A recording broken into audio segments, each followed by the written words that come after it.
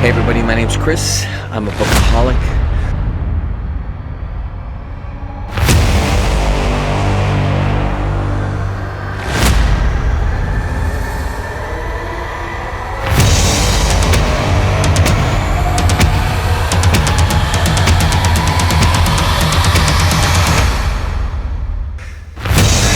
Let's just get the elephant out of the room, or address the elephant that's consuming the room.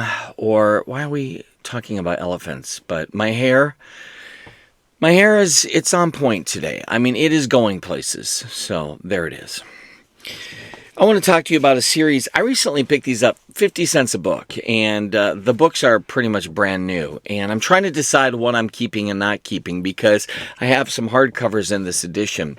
And when I posted this find on social media, on Instagram, it was kind of amazing how many people had read this series and had great words to say. I had one person that was a little bit upset with the series, and she private messaged me and said that she read it when she was younger, and there's some pretty graphic, I think, sex scenes in here, and it was something she wanted to warn me about, which I thought was very kind of her to do. So just with that disclaimer, this may not be for you, but the series I'm talking about is the Earth's Children series, which begins with the Clan of the Cave Bear. Now, I remember when I was younger that this was a movie with Daryl Hannah.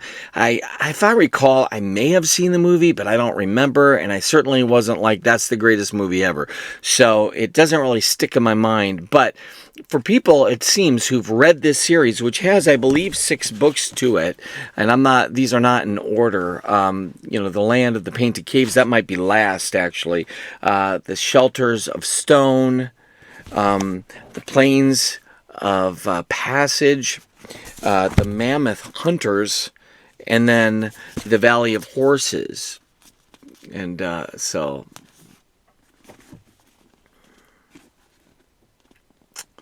trying to figure out which way to put the books. Yeah, I almost feel like I need to get some sort of degree in this. But look, I've never read these books, but I am kind of interested. I think that at this point in my life, there might be some things that I might find, of interest.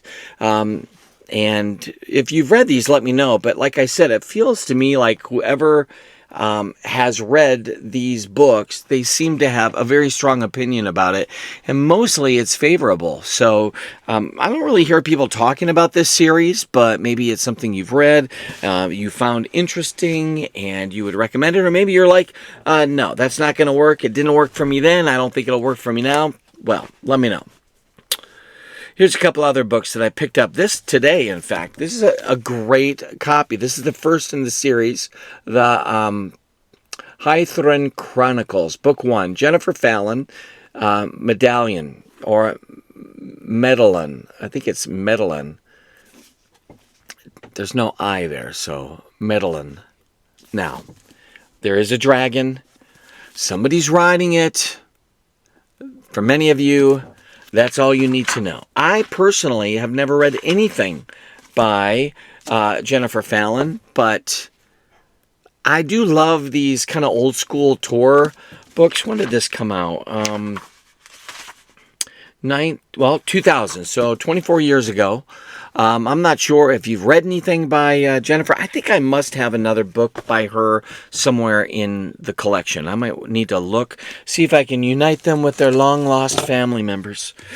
Pick this up, Robin Lefevre's Dark Triumph. And of course, this is book 2, because why would I have picked up book 1? But it was a thrift store. I kind of like the spine there. And, it's in great shape. It doesn't even look like it's been even opened. So, Dark Triumph. Maybe you've read this or you would recommend this, but Robin Lefevre's. I got a fever for more cowbell. Stop it. Okay. Here's another one. Pick this up today. Oh, I'm falling apart. That was actually a light. Does it matter? I'm going to go with no. So the Dragon Lord. I love the font on that by David Drake. And this has got some kind of almost like old school. Look at that. Like St. George and the Dragon kind of idea. What is she doing there? It's like, hey, over here. Okay. I mean, this kind of has like a little bit of a, I don't know, medieval crusade kind of garb. I wonder if this opens up. Yeah, it does. There's the head of the dragon. And I assume it's tail. Okay. Well, I think this is a first edition. And it's in pretty good shape, actually. So, very pleased, happy with this. Literally 99 cents. That dog will hunt. So, then the other day I was out, and I remember seeing that some people have been talking about this. And I, of course, don't know how to pronounce this properly. Kaikei. Vishnavi Patel, forgive me for all of the mispronunciations. But this, again, outside of whatever, just a little bit of folds on the French, what do they call these? It's not French flaps, but the uneven pages there, which I love, actually. I've been hearing some stuff about this book, so maybe you've read this. Came out in 2022, though, a couple years old. Seems like it's gotten some favorable reviews. This is a beautiful copy. And so, anyhoozle, it's funny because I think I was just noticing, I don't know, it on Kindle. I was thinking maybe I should get this, and then I found it. So that's pretty awesome. Soon, I'm almost there. I want to show you this collection I found that I think is, for me, I've never read anything by the author, heard of the author, and boy, oh boy, talk about prolific, but just one or two more here. So literally, I picked this up. This is so weird. Jan Siegel. I can't tell if we're missing the jacket, dust jacket, or if it just came like this without it. So if it's just a naked hardcover kind of idea. But it's called Prospero's Children. Jan Siegel. Del Rey put this sucker out. And I feel like I'm missing the dust jacket. I got to do a little research, but I do like finding some of these bizarre old school fantasy books. 1999 this was published, and I've never heard of Jan Siegel, but I'm gonna have to look because there's a mermaid or a siren. She looks pretty creepy, I'm not gonna lie.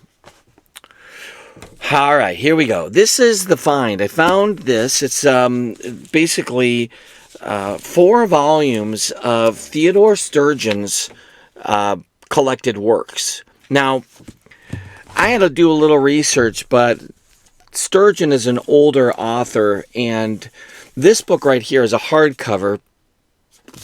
I think it's being sold for anywhere from $35 to $40, and I'm fairly certain I got it for 99 cents. So, forewords by Ray Bradbury, Arthur C. Clarke, and Gene Wolfe. So, the Ultimate Egoist, Volume 1, and this is a pretty nice, book, very good condition. That's a tree fort right there. Now I don't know anything about him, but people, especially old school kind of science fiction folks, love this guy, and he's known as quite the contributor for science fiction works. Here's Microcosmic God, Volume 2, The Complete Stories of Theodore Sturgeon.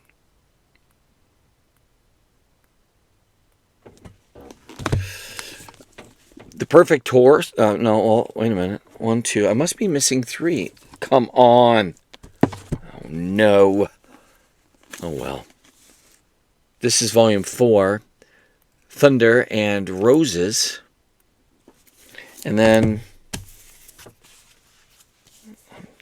5. I'm trying to figure. Did I spill something? All right, and then The Perfect Host, Volume 5. You know, I think that there's at least double this. I mean, I think there's so much that he wrote, and the complete works just keep going on and on. I mean, I didn't know there was such a demand. Have you heard of this guy? Have you read anything by Theodore Sturgeon? What do you know? What do you think? I feel like this is a pretty good find. I mean, at the end of the day, I probably paid $2.50 for these 4 books, and one I know for certain is worth a few pennies. So I don't know.